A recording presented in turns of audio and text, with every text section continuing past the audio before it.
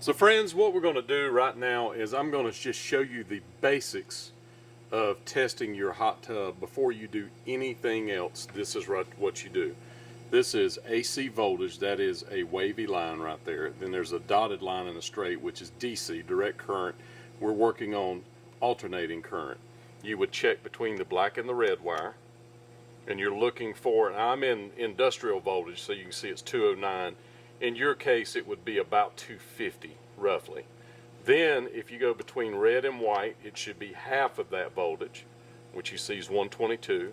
Black and white should be half of that voltage. And then white to ground should be 0, and you see that it is. So this system is wired correctly, and all those things are working correctly. If you find that anything is different than what I just told you, you have a breaker issue. So it's something from here to the breakers in the house. If you find that that's normal and your board still doesn't operate, then another thing you would look at is a board fuse. There's a fuse right there that is the board fuse that powers this transformer.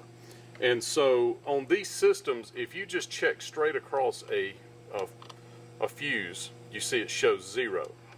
You see each one of these is going to show 0. If it gives you voltage across any of those fuses, they are open.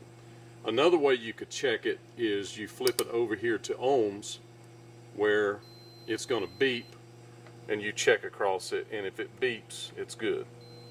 And you can see that these all check good. Thus, that is the basics of checking a system. It is just that simple. You do that before you do anything else.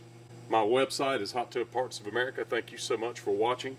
And don't forget to order from the Spa Guy. I don't know much, but I do know hot tubs. Buy today.